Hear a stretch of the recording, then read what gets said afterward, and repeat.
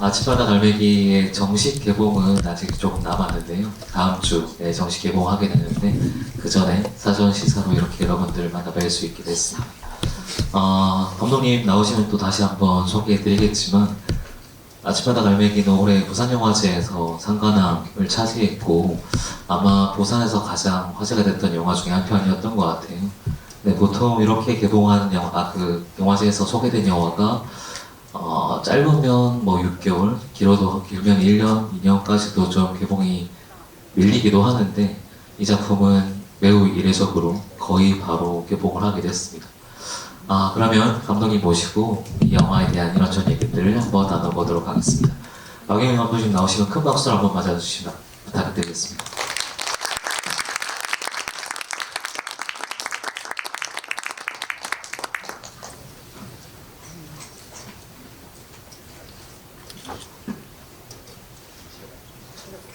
네, 안내를 받으셨겠지만 오늘 GV는 여러분들의 질문을 카톡에 받아서 진행을 할 거고요.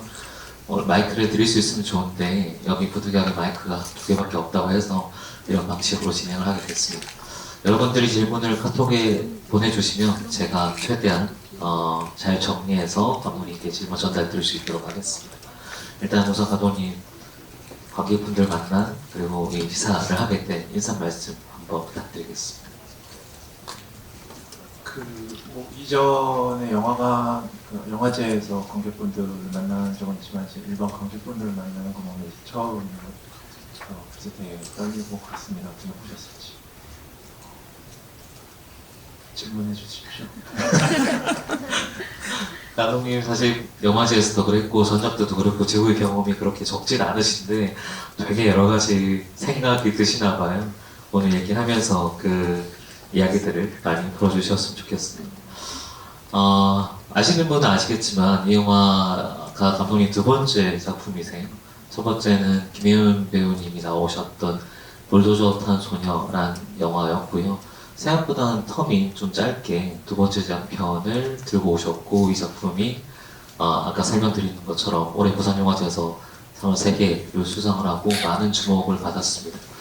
이 작품이 근데 제가 알기로는 원래 먼저 썼던 시나리오였다고 들었는데 이 작품 만들어지게 된 과정을 좀 짧게 설명 주신다면.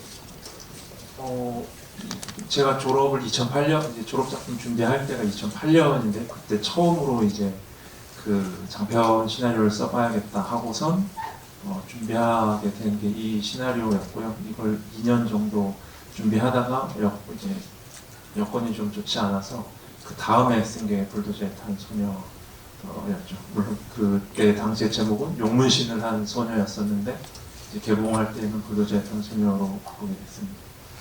처음에는 그냥 되게 빨리 데뷔하고 싶다. 나 되게 이거 해가지고 막 되게 잘해야지 이런 느낌으로 되게 뭐랄까 나 되게 잘한다 막 이런 자랑하는 그래서 그 주변에 있던 제가 알고 있던 그런 이야기들을 좀 모아서 그래서 좀 써봐야겠다 하면서 시작했는데 이제 하면서 이런저런 이야기들이 붙으면서 좀 더 구체화가 됐죠. 근데 써놓은 거는 한 2년 정도, 2009년 정도에 마무리가 됐고 그 사이에 이제 계속 불도저 탄 소녀와 이것과 같이 제작 지원이나 이런 걸 지원을 하다가 불도저 탄 소녀가 개봉을 하고 나서 그리고 나서 이제 또 제작 지원 기회가 와서 그때 그걸 바탕으로 제작을 하게 됐습니다. 네. 아까 뒤에서 잠깐 얘기 나눌 때 보통 이제 시나리오를 몇 개 정도는 쟁여놔야 나중에 기회가 왔을 때 빨리빨리 진행을 할 수 있다라고 하셨는데 그게 사실 쉽지 않은 일이기도 하잖아요. 이 작품은 아까 설명 잠깐 드린 것처럼 부산영화제에서 되게 좋은 반응을 얻었어요. 2번째 장편에 그 정도 반응을 얻은 게 제 기억에도 좀 드물었던 것 같고 아주 개인적인 판단일 수도 있지만 저는 이 작품이 평단이나 뭐 관계자들 사이에서만 좋을 거라고 생각하지 않습니다. 여기 계신 여러분들이 지금 보셨다시피 여러 가지 생각할 거리와 울림을 남기는 영화이기 때문에 아까 말씀하신 이 표현이 그렇게 좋지는 않은데 일반 관객분들도 충분히 많이 퍼져나갈 수 있는 영화라고 생각을 하거든요. 근데 한편으로는 부산영화제 때 워낙에 주목을 많이 받았고 축하도 많이 받으셨을 것 같아요. 그래서 그 소감을 좀 말씀 주신다면 분위기가 좀 많이 달라졌을 것 같은데. 그러니까 그 그러니까 상을 주실 때 하신 심사 평이 그게 좀 뭐랄까 좀 굉장히 뿌듯하고 마음에 든달까 한 게 어쨌든 여러 가지 주제와 이야기들을 다루는데 거기서 뭔가 희망적인 기운을 놓치지 않는다 라는 평을 하셨어요. 그래서 아니면 이제 그리고 또 다른 평 이제 제가 상을 다른 것도 받을 때 또 다른 평은 뭐 이런저런 이야기도 있지만 마지막에 가서는 우리 이웃에게 선한 이웃이 될 수 있는 어떤 그런 이야기가 아닌가 하는 그런 말씀을 듣고 아 이야기가 이렇게 받아들여질 수 있구나 그런 것 때문에 좀 뿌듯하고 되게 감사한 마음이었습니다. 감독님이 늘 어두운 이야기라고 되게 걱정 많이 하셨는데 사실 희망적인 기운이라고 하는 게 되게 어울리는 표현인 것 같고 희망의 뭐 메시지나 아니면 강력한 이렇게 설득이 아니고 보는 사람에 따라서 느낄 수 있는 지점들을 잘 전달해주는 영화가 아닌가 싶습니다. 제목 얘기를 조금 드릴 수밖에 없을 것 같은데 첫 작품도 제목 되게 특이하잖아요. 그 작품의 원제도 되게 특이했어요. 아까 말씀 주셨던 연무신을 한 소녀. 이 작품은 아침바다 갈매기는 제목인데 영화를 다 보고 나면 뭐 사람마다 다르겠지만 저는 체홉의 갈매기가 생각나기도 하고 여러 가지 의미가 있는 제목이었던 것 같아요. 오프닝부터 약간 그걸 잡아주시기도 하고 제목의 의미나 설명을 좀 해주신다면. 저는 이 작품을 찍기 직전에 체험의 갈매기를 처음 연극을 받고 이런 게 있었구나 역시. 근데 이거는 제가 2008년에 처음 쓸 때에는 아시는 분은 아시겠지만 제 나이 또래의 그 이전 분들은 아마 다 아실 수 있는데 그 바다라는 동요의 앞 구절입니다. 아침바다 갈매기는 그 빛을 싣고 가는 노래의 앞 구절이고요. 그 노래에 대해서 성석재 작가가 쓴 단편 소설 중에 아침바다 갈매기는 금빛을 씻는다라는 단편이 있는데 거기서 제가 그동안 동요를 들으면서 느꼈던 그런 뭐랄까 좀 가사는 되게 항상 희망차게 쓰여 있는데 이상하게 부르는 건 다 뭔가 좀 서글펐어요. 동요라는 게. 그래서 왜 저렇게 부르지 싶은 것들에 대한 그런 감상을 그분이 이제 그 소설에서 되게 정확히 말씀을 하셨죠.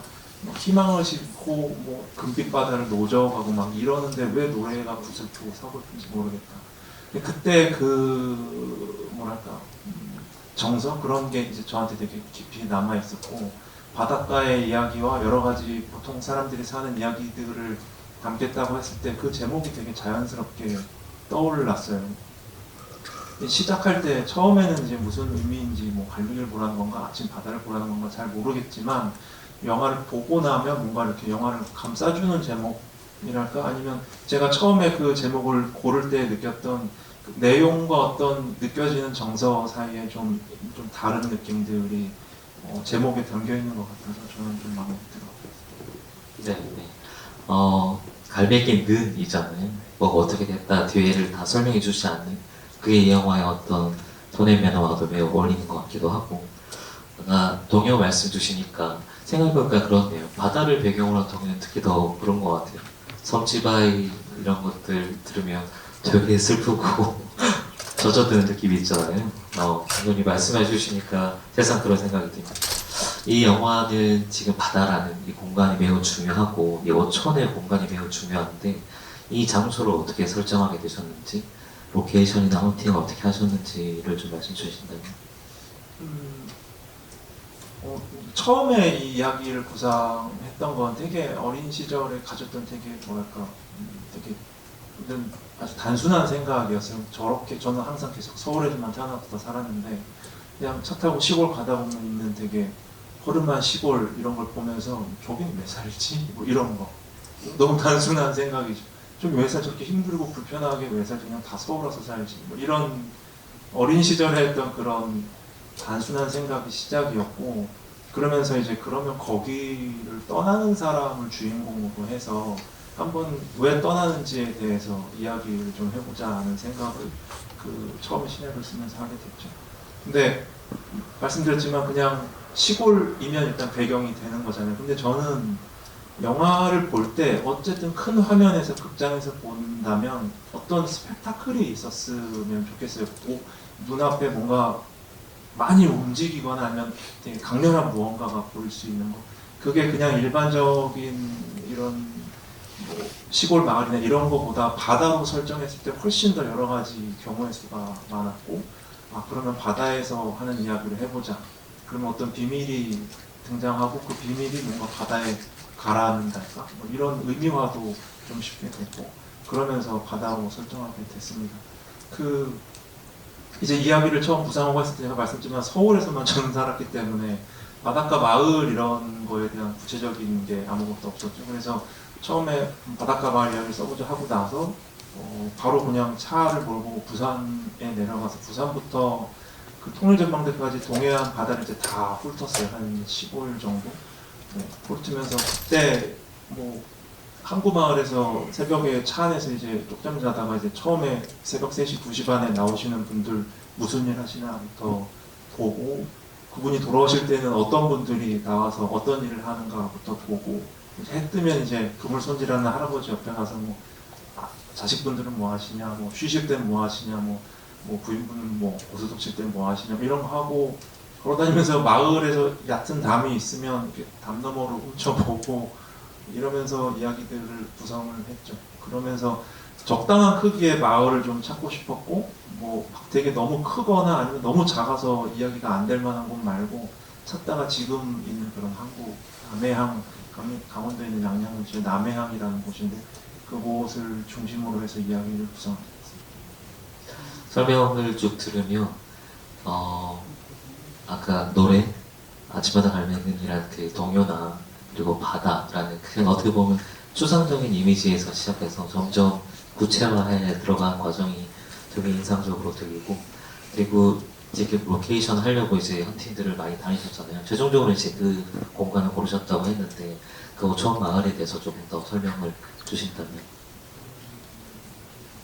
이게 제가 2008년에 이제 하려고 그 돌아다닐 때에는 뭐랄까 시나리오에 너무 딱 맞게 다 적당히 이제 낡아가는 마을들이 되게 많았는데, 오히려 2022년, 2023년에 영화를 찍으려고 좀 돌아다닐 때 보니까 이게 약간 분위기가 좀 달라졌어요. 뭐 중간중간에 갑자기 뜬금없이 카페가 들어선다거나 그냥 있는 분들, 근데 그래서 아 이건 그래도 옛날에는 이렇게 카메라를 딱 담으면 어떤 정치가 담기겠다 했는데 이제 그런 게 없어진, 약간 이상하게 난개발 비슷하게 이 동해안 마을들이 다 전체적으로 그렇게 변해 있더라고요. 그래서 아 이거 어디서 찍어야 되지 그런 고민을 하긴 했는데, 그러다가 문득 눈치챈 거는, 그러니까 그때부터 여러 가지 것들이 많이 바뀌었는데 사람들은 그대로인 거예요. 그러니까 그 사람들이 14년 동안 다 나이만 드셔서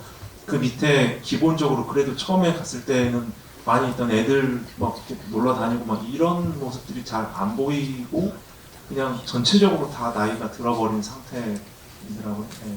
그래서 그런 부분들을 시나리오 이제 마지막에 고치면서 좀 많이 반영을 하고 수정을 했죠. 네.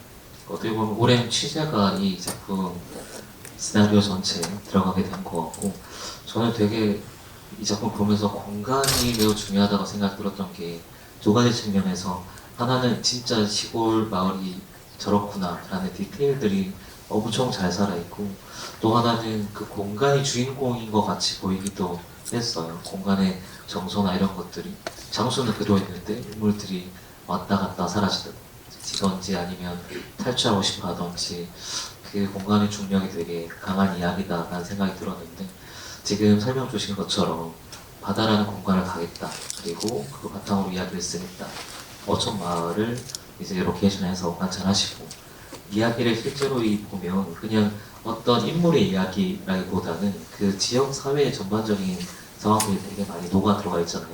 사회 문제에 해당할 수 있는 뭐 인구 저하라든지 거기에 이주민 문제라든지 외국인 노동자 문제라든지 이런 것들이 복합적으로 들어가 있는데, 그렇게 이야기가 개발된 과정을 조금 설명 주신다면.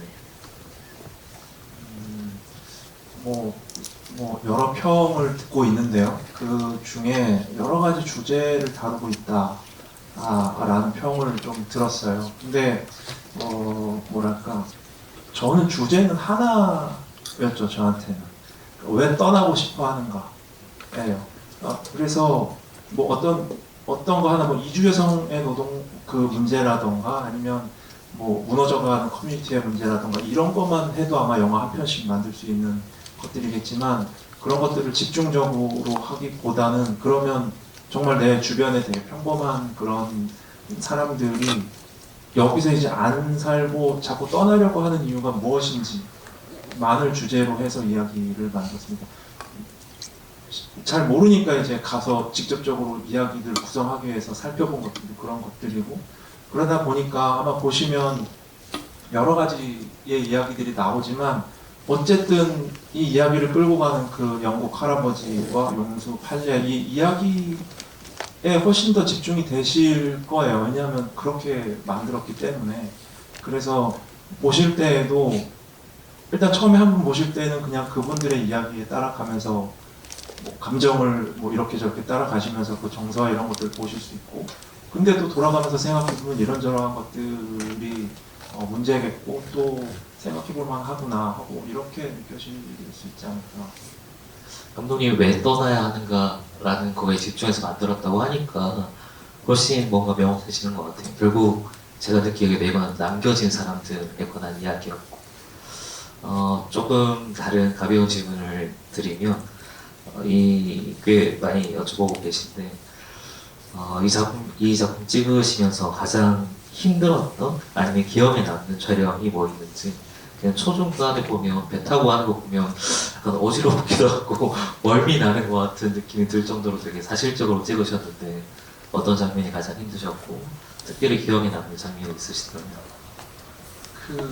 뭐 육체적으로 힘든 거는 배 찍을 때가 확실히 그랬지만 이 뭐랄까 스트레스 이런 거는 여기 나오는 많은 그 두 분 배우분들이 감정적으로 막 치닫고 이런 부분들이 있잖아요.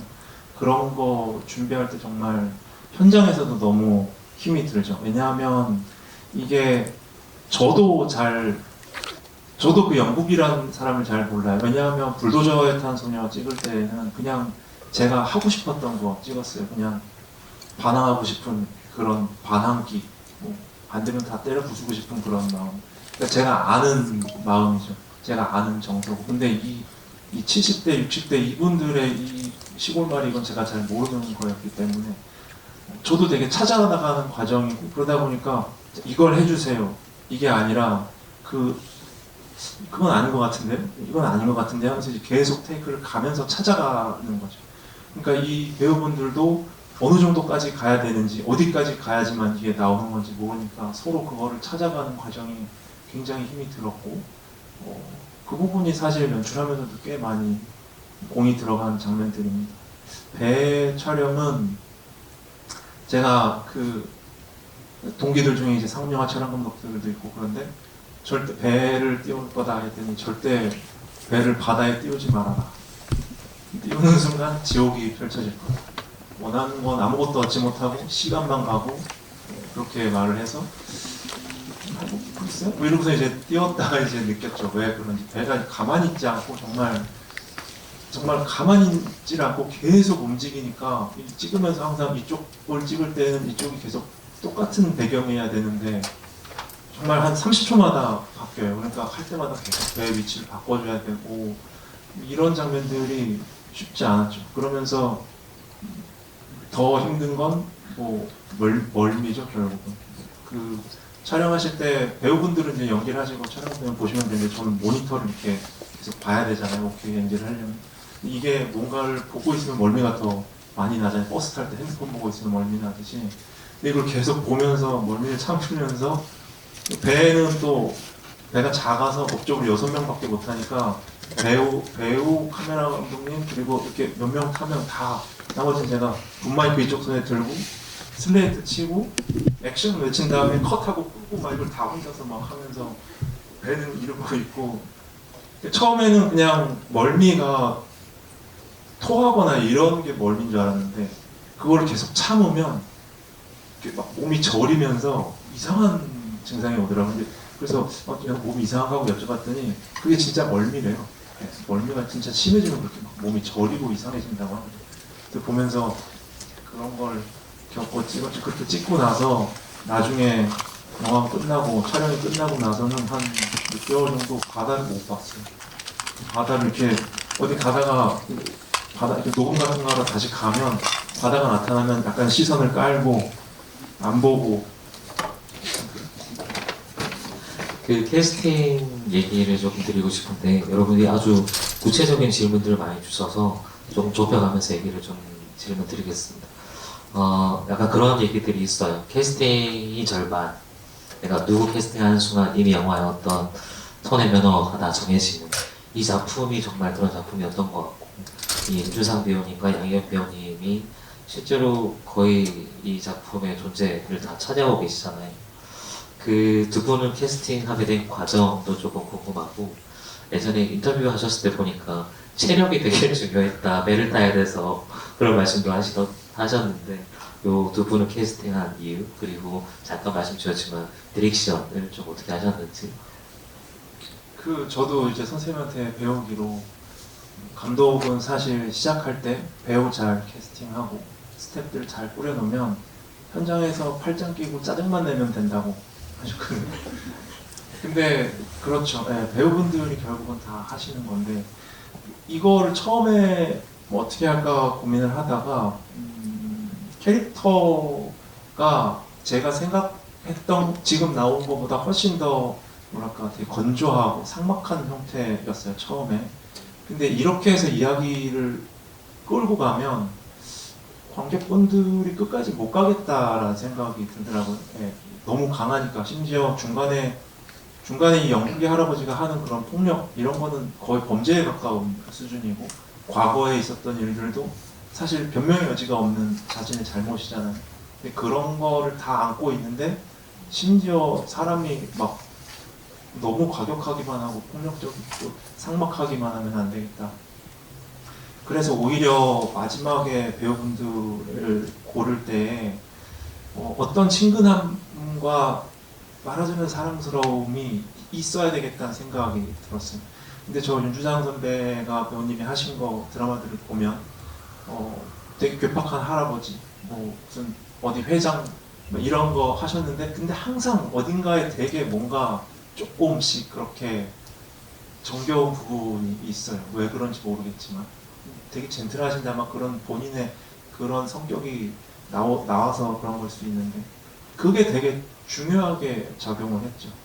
체력은 이제 인터뷰할 때는 체력이 중요했다 말하지만 그건 이제 약간 나중에 깨달은 거예요. 이거 하다가 정말 비슷한 연배의 다른 분이 했었으면 큰일 났겠다 싶은 게 어쨌든 거기서 그 배 안에서 실제로 고기를 잡는 행위 첫 장면에서 보셨지만 한눈 잠깐 팔면 바다로 끌려가서 큰일이 날 수 있는 공간인데 그런 위험함이나 이런 거를 보여줄 수 있는 어떤 그냥 뭐 설명하거나 이럴 필요 없이 한눈에 보여줄 수 있는 그런 체력 그리고 어떤 그런 외모 이런 게 되게 중요했죠. 그래서 되게 다행이고 잘 골랐다 이런 생각이었고 팔레 같은 경우엔 워낙에 영국 캐릭터를 먼저 구성을 했죠. 영국을 구성을 하고 그 어떤 상대 역으로서의 팔레 그걸 받쳐주고 대항하는 사람으로서 팔레를 할 때 그만한 어떤 강한 여성상이 필요했는데 팔레는 실제로 저희 고모 할머니 합작 그대로 제가 가져왔고 그리고 그 할머니의 인생 삶이 약간 그러셨어요. 약간 젊으셨을 때는 막 여장부로 씨름대회 나가서 상도 받아오시고 뭐 이런 분이시고 실제로 용수라는 아들이 있으시고 그리고 그 아들을 홀로 잘 관사하셨고 뭐 이런 그분의 그런 스토리. 근데 막 그렇게 막 왈가닥하고 굉장히 하지만 저를 보실 때는 너무나 인자하고 따뜻하고 이렇게 맞아주시는 그런 모습을 그대로 갖고 오면 이야기에서 되게 잘 맞는 쌍이 되겠다고 생각을 했고 근데 그런 배우를 찾을 때 뭐랄까 너무 당연했어요. 다른 배우들은 사실 뭐 20명, 30명, 50명 이렇게 리스트업을 쭉 해서 선택을 하는데 이번에 보니까 다시 한번 돌아봤더니 양희경 한 명밖에 없더라고요. 그 리스트에. 그러니까 그렇게 외모, 외형, 성격 드라마에서 보여주셨던 모습들 이런 것들도 다 너무 마음에 들었었던 거죠. 종종 인연이나 운명 같은 게 저는 있다고 믿는 사람인데 그렇게 될 거는 그렇게 된다라는 생각이 좀 들어요. 이 배역에 한해서는. 그리고 올해 부산영화제에서 정하수 프로님이 이 윤상 배우님의 영화 주연 연기를 보고 예전에 이제 봉준호 감독님이 변지영 배우님을 다시 재조명하고 여러 가지 얼굴을 보여주는 것만큼 윤주상 배우라는 분이 우리는 다 너무 유명하고 잘 아는 익숙한 배우님이잖아요. 근데 그 배우님의 또 다른 얼굴, 또 다른 어떤 느낌들을 확실하게 스크린에 담아주셔서 아 이런 게 영화의 힘이구나라는 생각을 해서 하기도 했습니다. 여러분들 질문이 엄청 디테일한 것들이 많아서 제가 몇 개는 그냥 그대로 좀 읽어드리도록 하겠습니다. 최 씨가 처음 마을을 떠나서 서울로 간 이유가 궁금하다고 혼자 다시 돌아온 이유 그리고 대사가 이제 죽을 수는 없잖아요 라고 답했는데 감독님이 이 인물을 통해서 얘기하고 싶었던 바가 무엇인지 궁금합니다. 이게 초반에 잘 놓칠 수 있게 배치가 되어 있긴 한데 최 씨는 감척 사업이라 그래서 바다에 배가 너무 많으니까 어민들끼리 서로 경쟁하느라고 이 고기는 별로 없고 이런 상황에서 배를 줄이는 사업을 정부에서 한 적이 있어요. 그러니까 배를 팔고 그리고선 이제 뭐 다른 일을 하시는 거죠. 뭐 시내로 떠나신다거나 아니면 뭐 다른 일을 하도록 하는 그런 감척 사업이 실제로 여러 번 진행이 되고 근데 그런 거 할 때 어민분들이 이제 똘똘 뭉쳐서 한꺼번에 배 가격을 높인다거나 아니면 우린 그런 거 못한다거나 하시면서 실제로 어민 어촌계의 발전을 위해서 이렇게 뭉치시고 하는 일들을 하죠. 거기에서 그거를 되게 앞장서서 하던 사람이었는데 가장 배값이 높을 때 혼자 팔고 도망가는 사람입니다. 네. 그 마을 사람들은 다들 뭐 그 사람만 믿고 있었는데 걔가 그렇게 되면서 막 흐지부지 막 흩어지고 이러면서 손해를 많이 봤다라는 거죠. 이게 중간에 처음에 초반부에 이렇게 그물 손질하면서 할아버지랑 나오는 대화에 이제 흐르듯이 잠깐 나오는데 그래서 마을 사람들은 이 사람을 너무나 싫어하고 안 좋아하지만 근데 그렇게 떠나는 곳에서 3년 만에 돌아오죠. 그 꽃도 그렇게 만만치 않을 거라는 생각이에요. 네.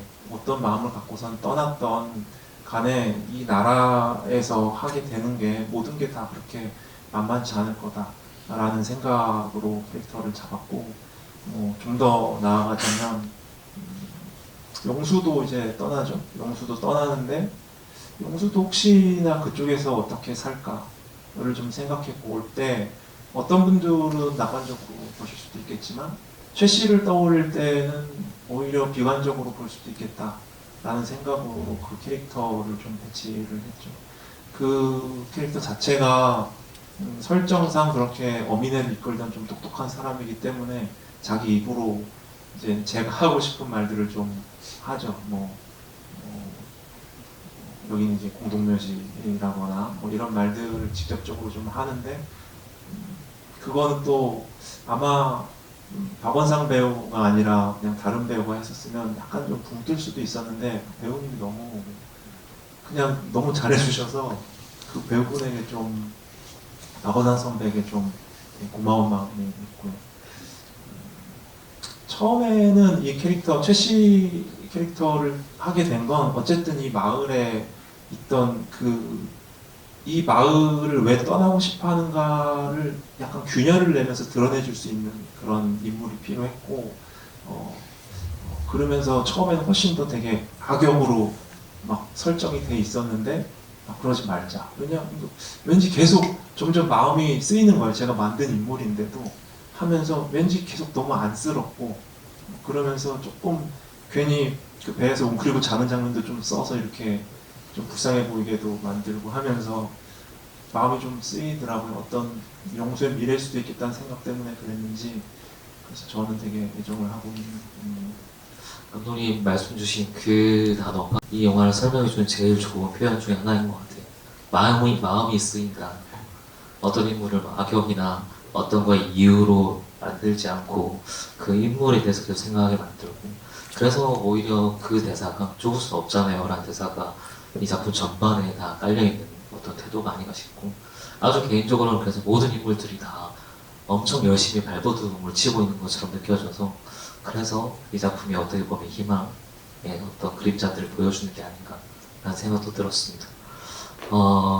네, 이거는 감독님 영화 전작도 보신 분이라서 할 수 있는 질문인데, 전작에는 영문신, 그리고 이번에는 영국의 팔에 이제 문신이 나오는데, 감독님 작품에서 문신이 존재감 있게 나오는, 비춰지는 이유가 무엇인지, 어떤 의미인지 궁금하다고. 이건 되게 실망하실 수 있지만 어쨌든 이걸 처음에 썼고, 그리고 이제 2009년에 이거 안 되겠다는 생각을 먹을 때 왜 안 되는가를 제 나름 분석을 하겠죠. 나이 많은 할아버지 이야기구나. 되게 도시에서 벌어진 이야기는 반대로 써볼까 하고, 이제 그러면 어린 여자애를 주인공으로 해보자. 도시가 싫으냐 바다로 가보자. 이렇게 하면서 이제 사실 이 두 이야기가 좀 이렇게 쌍으로 만들어진 이야기예요. 그러다 보니까 뭐 이 이야기를 찍게 될 줄 몰랐죠, 처음에.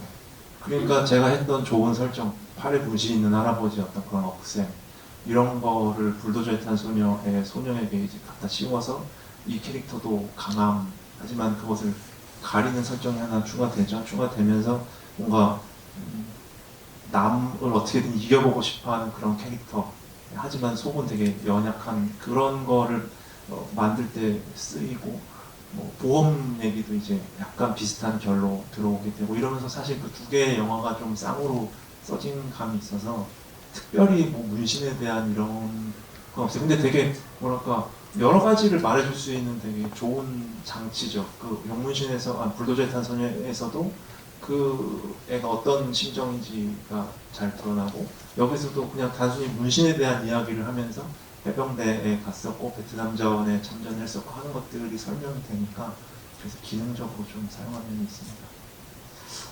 이 작품이 어떤 사연에 대해서 구구절절 다 일일이 설명하려고 하지 않아서 오히려 관객들이 어떤 자리에서 같이 고민할 수 있는 게 아닌가 하는 생각도 들고요.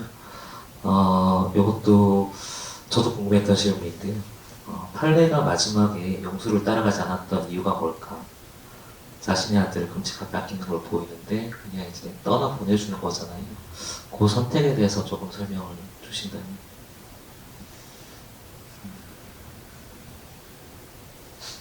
그 장면은 사실 엔딩은 시나리오를 쓸 때 되게 여러 개였어요. 처음에는 막 팔레가 죽기도 했고, 뭐 다 같이 진짜 그냥 떠나기도 했고, 뭐 팔레는 수술을 하고 있고, 막 여러 가지의 엔딩을 구상했죠. 근데 뭔가 다 완성이 안 됐어요. 그걸로는 영화가 다 완성이 안 된 느낌이었고 항상. 그래서 시나리오를 계속 고쳐 쓰는 와중에 그 전장면, 그 팔레와 용수와 영란이 모두 떠났다 라고 그 전 씬을 쓰고 어느 날, 그리고선 그 다음 씬을 쓰는데 아무도 없는 마을을 걸어가는 영국, 어디선가 할머니들 고스톱 치는 소리가 들린다라고 저도 모르게 쓴 거예요, 그걸. 그리고선 그곳에 가보니 팔레가 앉아있다라고도 저도 모르게 쓴 거고. 그러니까 이렇게 해서 팔레가 남게 됐어요. 그러니까 제가 어떻게 원해서 어떤 엔딩을 만들자고 해서 나왔다기보단 되게 오랫동안 시나리오를 붙들고 고민을 하다가 되게 자연스럽게 인물들이 스스로 만들어낸 결과물 같아요, 저한테는. 그렇다 보니까 저도 잘 모르겠어요. 저도 팔레가 무슨 심정으로 남았는지 짐작은 가지만, 그 짐작은 그냥 여러분이 하시는 것과 거의 비슷한 수준일 거예요. 뭐 이래서 남았겠지, 저래서 남았겠지. 근데 이렇게 근데 그렇게 나와서 여기까지 가야 이야기가 되는구나. 말하자면 이야기는 이 마을을 떠나고 싶어하는 사람이 등장을 하고, 그 사람이 보통 사람들이 생각하듯이 그 돈을 들고 어디 선진국에 가서 되게 막 이렇게 사는 게 아니라 그냥 오히려 더 가난한 나라에 가서 그 돈을 막 펑펑 쓰면서 살고 싶다는 그런 되게 속물적인 욕망으로 시작을 하죠. 근데 그 이야기를 쭉 거치고 나면 이 사람이 떠나고 싶어하는 그 이유에 대해서 이 마을에 있던 그 할아버지, 처음에 얘를 떠나보내야겠다고 했던 그 할아버지와 그리고 그의 어머니가 얘를 보내야겠다고 둘이 같이 동의하고 합의하면서 끝이 나요. 그러니까 그렇게 해서 아마 떠나고자 하는 사람의 이야기 그리고 남아있는 사람들의 이야기를 완성하고 싶었던 게 아닌가. 네, 저는 사실 감독님 인터뷰도 받고 지구하시는 것도 몇 차례 듣기도 했고 이 얘기에 대한 여러 버전들을 들었는데 지금 이 얘기는 처음 듣는 것 같고 종종 그 생각을 합니다. 창작자들을 이야기가 이끌어갈 때가 있고 아까 제가 좀 닭살돋게 표현하긴 했지만 운명이 있고 인연이 있고 저절로 그렇게 되었다라고 하는 것들이 꽤 많은 창작자분들이 얘기를 하세요. 그 장면의 어떤 포착이 이루어지고 그래서 관객들이 다양한 각도에서 이걸 같이 관찰하고 해석할 수 있는 것 같고 어떤 측면에서 그래서 이 영화가 매우 극영화인데 다큐멘터리 같다라는 느낌. 실제로 존재한 걸 옆에서 그냥 찍고 같이 생각해 보자라고 하는 태도를 견지하고 있는 것 같아서 그런 측면에서 이 작품이 유난히 깊은 울림을 남기는 게 아닌가 싶고요. 아마 여러분들이 주신 질문도 그래서 정답이 뭐예요? 그러면 질문은 아닌 것 같아요. 각각의 어떤 감상들 그 중에 이제 만든 사람은 어떻게 생각하셨냐 n분의 1의 의견을 묻는 것 같습니다. 그 맥락에서 또 약간 하나 더 여쭙는다고 하면 판례가 5천에 남은 것과 영국이 영수의 돈을 돌려준 것이 이제 어떤 의미인지 오늘 같은 의미로 이해하면 되게 좋을지를 조언을 구하십니다. 그것도 참 그러니까 돈을 준 행위, 용수가 이렇게 돈을 주는 행위, 그 되게 뭐랄까. 그 막 욕을 막 하잖아요. 이 새끼 막 하면서 돈을 딱 처음에 받고 영국이 용수가 준 돈을 받고 그냥 그런 마음이죠. 용수는 너무 고마워서 준 돈이고 이거 받으세요. 근데 영국은 돈 받으려고 한 일이 아니니까 그냥 되게 단순한 이유였어요. 돈을 돌려준 건 나는 이게 내가 뭐 어떻게 되자고 한 게 아니다 라는 거였고 근데 이제 이미 그 막판에 와서 자기 딸과의 일이 이제 완전히 어그러지고 이 모든 게 다 귀찮고 다 싫어져서 그냥 왕창 다 빨리 끝내버리고 싶은 마음이 들었을 때 그냥 정말로 다 줘버리고 그냥 없던 일로 하고 싶다 막 이런 막 나가는 모습을 좀 보여주고 싶어서 그런 돈을 돌려주는 장면을 이거는 저도 또 드리고 싶었던 질문 중에 하나인데 어떻게 보면 이 영화가 어촌 혹은 지역사회의 어두운 면들을 조명하는 거잖아요. 그 부분을 드러낼 때 지금은 감독님 설명에 따르면 이제 저절로 이렇게 이루어진 것들이 꽤 많은데 그럼에도 불구하고 이렇게 보일 수 있는 여지들이 있는 뭐 지역사회의 어떤 공동화 현장이라든지 이주민에 대한 어떤 차별이라든지 그런 것들이 자연스럽게 묻어납니다. 그거에 대한 부정적인 인식이나 아니면 우려를 가질 수도 있을 것 같은데 그렇게 결과물이 나왔을 때 감독님이 이제 어떻게 판단하셨는지 그 부분에 대한 고민들은 있으셨는지가 궁금하다고 하십니다. 제일 만들면서 제일 걱정했던 건 그 베트남 배우 카작이라는 베트남 배우 캐스팅할 때예요. 왜냐하면 실제로 그 베트남인 그 이주 여성에 대한 차별이 존재한다는 이야기를 그 나라에서 온 배우한테 부탁을 해야 되는 거니까 네, 여기서 어떤 처우를 받고 있고 그래서 그런 거를 그분이 어떻게 느낄까가 되게 걱정이었고 고민이었는데 그분은 와서 이제 이것이 이야기이고 그리고 내가 감독이 하고 싶은 이야기가 그것에 있다면 자기 배우로서 충분히 이해하고 할 수 있다고 이제 해주셨죠. 그리고 지금 현재 베트남의 상황은 이렇게까지 힘들진 않다. 워낙 이제 뭐 여러 가지 이야기를 해주면서 많은 이야기를 나눴는데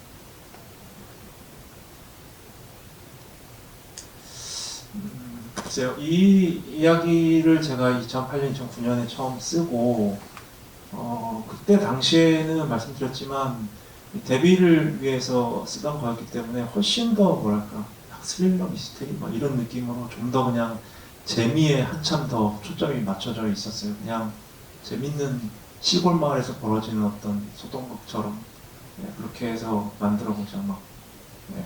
그러다 보니까 막 엔딩도 막 그렇게 나왔었고. 근데 이제 2022년에 새로 이 시나리오를 다시 보면서 제가 느낀 건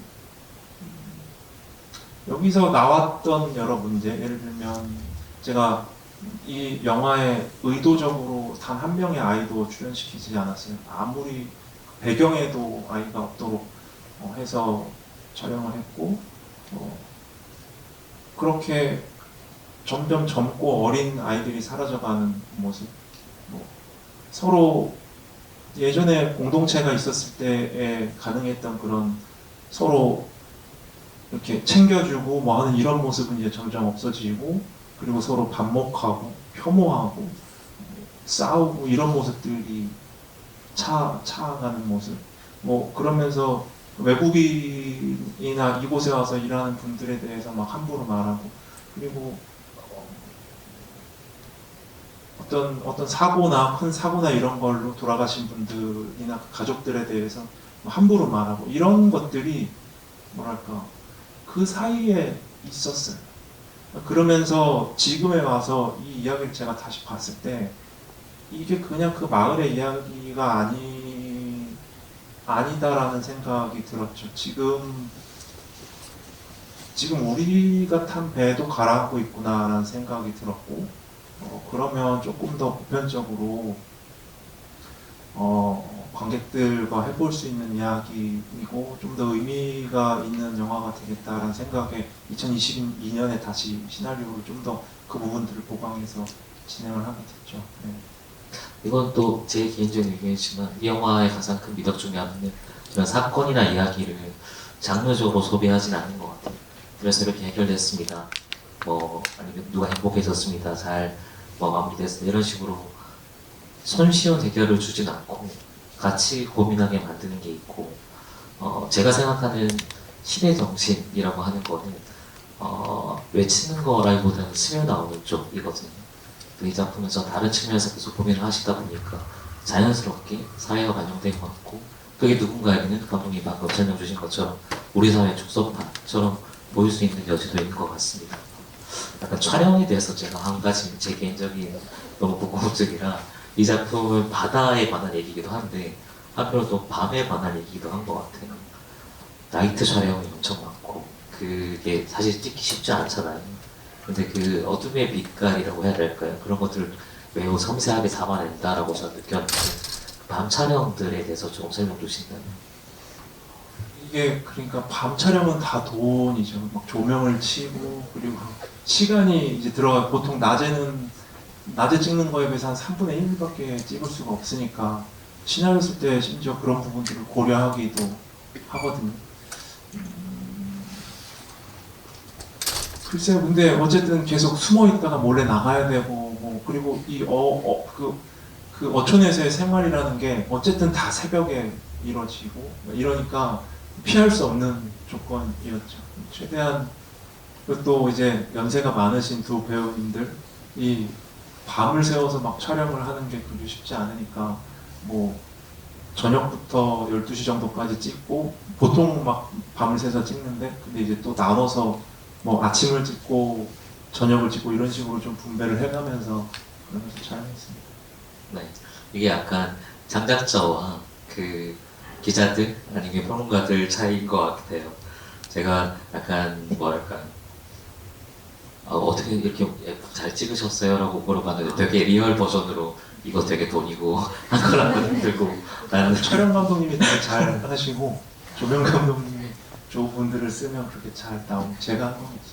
네, 너무 멋들어진 사실 장면들이 많은데 그게 막 엄청난 연출이라기보다는 정말 잡았다라는 느낌들이 드는 장면이 꽤 많았습니다. 제가 이 작품을 두 번째 보면서 느꼈던 것 중에 하나가 오프닝이 되게 인상적이었어요. 오프닝이 처음에 볼 때는 그냥 아침바다 갈매기니까 아침바다와 갈매기를 보여주네?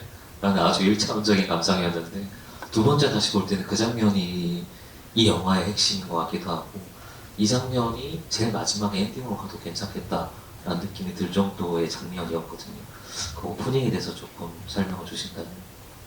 그 장면은 근데 촬영 감독님한테 여쭤봐야 되는데 그게 제가 어쨌든 그 처음에 오프닝은 이제 저의 콘티상으로는 그게 아니었어요. 그냥 그 장면이 빠진 그 다음 컷부터 이제 해가 뜨는 마을, 뭐 아까 이렇게 그 오리가 퐁 들어가는 거 그런 거나 뭐 그냥 덕장에 해가 떠오르는 모습, 되게 잔잔한 마을입니다 여러분 하고 이제 시작하는 게 오프닝이었는데, 그렇게 하고선 보니까 뭔가 좀 더 있었으면 좋겠는 거죠. 이 영화의 분위기를 좀 전달할 만한 것이.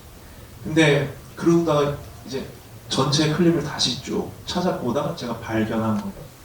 저도 모르는 컷이었죠. 그게 그날 제 기억으로 저는 그 차 타고선 그 영국이랑 영란이랑 그 동사무소 가는 그 길 있잖아요. 그 길을 촬영하느라고 저는 이제 준비를 하는 그 날이었는데, 그게 그렇게 엄청나게 강릉에 바람이 많이 부는 날이고 몇십 년 만에 최대의 강풍이 불었다는 날이고, 강릉에는 불이 나가지고 막 정신이 없는 그런 날이었는데, 저는 바다를 찍어놔야겠다.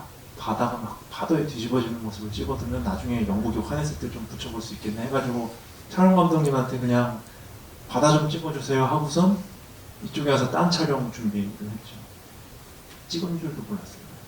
그래서 그 새가 올라가는데 그거 왜 이렇게 갔냐고 이제 촬영 감독님한테 여쭤봐야 되는데, 그러고 나서 이걸 오프닝으로 하는 부분을 찾다가 딱 느낌은, 저도 아마 되게 중요한 컷이 담겼구나라고 생각을 한 것이, 어쨌든 저는 그 현장의 그 바람 소리를 알고 있잖아요. 어마어마하게 바람이 부는데 정말로 이 새가 그 바람을 어떻게든 이겨보려고 날아가는 모습이 되게 뭐랄까 계속 보니까 안쓰럽고, 그러다가 또 바람에 꺾여서 돌아갔다가 또 어떻게든 또 날아보려고 하다가 또 꺾여서 하다가 결국은 또 날아올라요. 날아오르지만 그마저도 마지막엔 다시 좀 꺾이고, 그러니까 이런 게, 아 여기 이 마을에 사는 사람, 내가 다루고 있는 이 인물들, 캐릭터들, 이 마을에 있는 이분들의 삶과 같다. 열심히 뭔가 해보려고 하는데 풍파는 너무 거세고, 하지만 어느 정도의 성과가 있지만 또 그것이 과연 다 이루어지는가 아닌가, 이런 것들이 다 되게 복잡하게 좀 느껴지더라고요. 그래서 오프닝으로 해야겠다 하고, 이제 시작점과 끝점을 잘 잡아서 이 정도 보여드려야겠다 하고선 마치 편집이 다시 시작된 느낌이었어요. 그 이후에 있던 편집의 리듬도 다 이거에 맞춰서 변형이 됐고, 그러면서 지금과 비슷한 형태로 나옵니다. 네. 때로는 약간 의미 부여를 계속 해주고 싶은 영화가 있는데, 저한테는 최근에 본 영화 중에 하나가 이거였어요. 그리고 그 오프닝을 감독님이 이렇게 설명해 주시니까 제가 이 작품에서 크게 느낀 것 중에 하나는, 어떻게 보면 우리 다 이미 죽어 있다 이기도 하고, 쇠락해 가는 마을을 보여주긴 하는데, 그럼에도 불구하고를 붙이고 싶은 영화였거든요. 살아야지, 죽을 수 없잖아요. 이 얘기가 제일 크게 와닿은 작품이었고, 그걸 보여주는 게 감독님 방금 설명해 주신 감액의 그 움직임들이 아니었나 라는 생각이 지금 설명을 들으니까 문득 떠오릅니다. 네, 시간이 거의 다 돼서 이제 마무리를 해야 될 것 같은데, 감독님께 마지막으로 드리고 싶은 질문은, 이 작품이 아까 해주신 표현 중에 마음이 쓰인다라는 그 표현이 제일 제가 지금 기억에 남거든요. 그래서 여러분들께 어떤 부분이 좀 더 가닿으면 좋겠다, 이런 부분들을 조금 유심히 봐주면 좋겠다라고 하는 감독님이 마음에 쓰이는 부분, 이 영화에서 사실 수십 번 보셨을 거잖아요. 극장에서 보시는 횟수만 해도 상당할 텐데, 볼 때마다 좀 달라질 것 같아요. 보이는 포인트도 다르고 감독님의 감정도 달라질 것 같습니다. 그래서 감독님이 가장 이 영화에서 마음이 쓰이는 부분, 혹은 관객분들께 마음을 전하고 싶은 부분이 있다면 짧은 설명 한번 부탁드리겠습니다. 모든 장면이 다 되게 좋죠, 저한테는. 근데 계속 보게 되는 부분은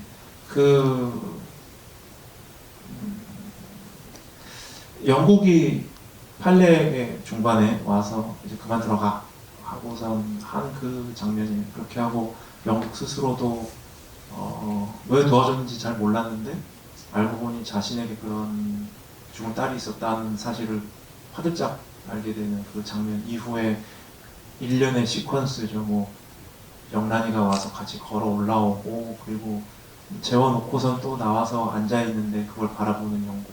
요 장면이 좀 뭐랄까 저로서는 말로 하거나 어떻게 한 건 아니지만 어쨌든 그 안에 있는 사람들의 어떤 선한 마음들이 드러나는 것 같아요.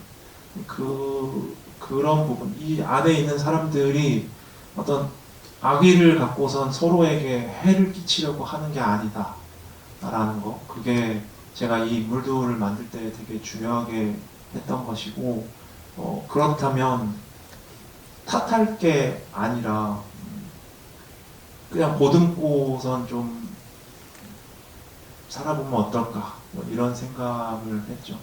뭐 다행히 부산에서 이제 그 되게 젊은 친구들이 많이 와서 봐주셨고, 근데 그분들도 다 웃고 울고 하면서 즐겁게 봐주셨고, 뭐 상을 주신 그 심사위원분들은 또 연배가 되게 높으신 분들이 많으신데 그분들도 상을 주시고 또 좋은 영화라고 또 평가를 해주셨고 하셨어요. 그래서 좀 어린 분들부터 연세가 있으신 분들까지 같이 좀 얘기해 볼 수 있는 만한 영화가 되지 않았나. 그러니까 보시고 좋으시면 뭐 부모님 모시고 한 번 더 보셔도 좋고요. 아니면 자식분들 있으시면 같이 데려와서 얘기하면 보시면 또 오랜만에 이것저것 해볼 만한 얘기들이 있는 영화지 않을까. 네. 제가 아까 시작할 때도 오늘 이 단어를 제일 많이 쓴 것 같은데, 인연과 운명이 있는 것 같아요. 이 작품이 감독님이 첫 번째 사실 시나리오이신데, 두 번째 장편으로 돼서 부산영화제에 소개돼서 이렇게 빨리 이렇게 지금 일반 관객들을 만나게 된 게 저는 되게 운명에 가깝다고 생각합니다. 이 영화가 지금 한국 사회에 저는 필요한 얘기 혹은 같이 고민해 봐야 될 지점들을 건드린다라고 생각하고, 그 작품이 지금 이렇게 어떻게 보면 되게 꽤 어울리는 예전에 찾아온 게 다행이다라는 생각이 들어요. 여러분들이 느끼신 것들 각각의 울림이 있으실 거고, 그 울림들이 서로서로 약간 공명을 해서 바깥쪽으로 퍼져나갈 수 있을 거라고 믿습니다. 요 시간들이 아마 이번 GV를 포함해서 계속 이어질 텐데, 주변에 오늘 느끼신 것들이 있다고 하면 솔직하게 나눠주시고, 이 작품의 어떤 울림들이 계속 더 멀리 좀 더 퍼져갈 수 있게끔 여러분들 응원을 많이 해주시면 좋겠습니다. 마지막으로 관객분들께 짧은 인사 말씀 부탁드리겠습니다. 네, 오늘 되게 늦은 시간인데 와주셔서 정말 고맙습니다. 많은 분들 보실 수 있게 즐겁게 보셨으면 소문도 좀 많이 내주세요. 고맙습니다.